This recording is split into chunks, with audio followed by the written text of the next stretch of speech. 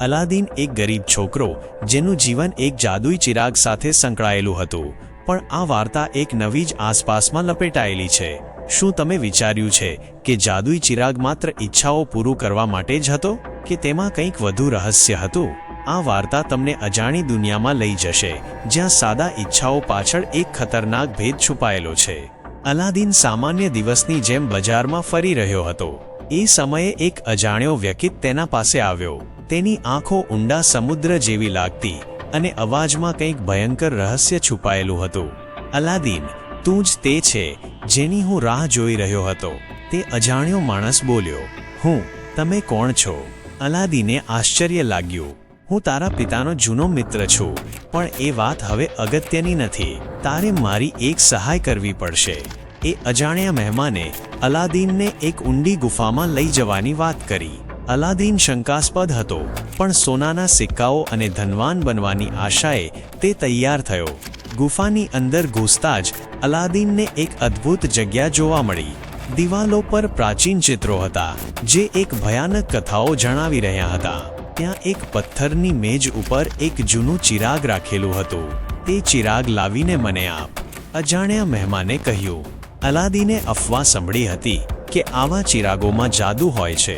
તે શંકાસ્પદ બન્યો અને ગુપ્ત રીતે ચિરાગને પોતે રાખવાનું નક્કી કર્યું। તેણે ચિરાગ ઉંચક્યું, પણ ત્યાં જ ભૂકંપ જેવો અવાજ આવ્યો અને ગુફાના દરવાજા બંધ થઈ ગયા।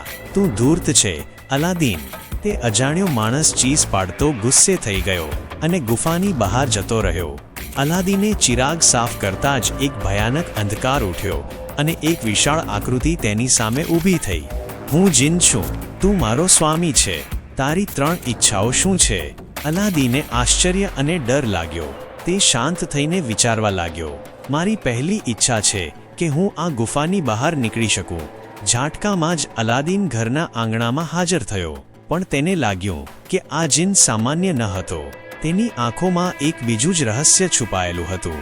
ચિરાગનો ઉપયોગ કરતા અલાદીન ધનવાન બન્યો, મહેલ બનાવ્યો અને રાજકુમારી સાથે લગ્ન કર્યા, પણ હંમેશા એક અજાણ્યું ડર તેની આસપાસ રહેતું। એક રાત્રે જીન ફરી પ્રગટ થયો, પણ આ વખતે તે ગુસ્સે હતો। તું તો મારો ઉપયોગ કરે છે, પણ તને ખબર છે કે આ ચિરાગ પર અભિશાપ છે? જે કોઈ પણ તેનો 3 વખત ઉપયોગ કરશે તે જાતે જ જીન બની જશે। અલાદીનના હોશ ઉડી ગયા। તેણે 2 ઈચ્છાઓ પૂરી કરી હતી, હવે તે ફસાઈ ગયો હતો। તૃતીય ઈચ્છા તે ના માગી શકે। તે વિચારતો રહ્યો, પણ જેવો જ તે સૂવા ગયો, એક અજબ હળચલ શરૂ થઈ। સાંજ પડતા જ એક શત્રુ મહેલ પર હુમલો કરવા આવ્યો। તે કોઈ સામાન્ય શત્રુ ન હતો, તે પહેલાના ચિરાગના માલિકો પૈકીનો હતો, જે જીન બની ગયો હતો। હા હા હા, અલાદીન, હવે તારો વારો છે। અલાદીનને હવે સમજાયું કે તે અભિશાપમાંથી મુક્ત થવા માટે કંઈક ખાસ કરવું પડશે। જીનને મારે પહેલા હરાવવો પડશે। અલાદીનને એક ખતરનાક તરકીબ સૂજી।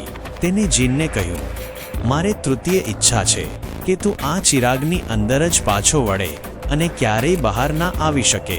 જીન ચોખવટ કરવા જાય એ પહેલા અલાદીન તેને ઝડપથી ચિરાગમાં પાછો લાવે છે અને તાત્કાલિક તે ચિરાગને દરિયાના ઊંડાણમાં ફેંકી દે છે। ચિરાગ ગુમ થઈ ગયું।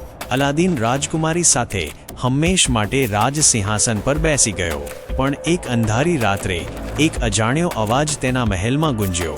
તમે શું વિચારી લીધું કે હવે તમે મુક્ત છો? જીન હંમેશ માટે મરતો નથી, હું પાછો આવીશ।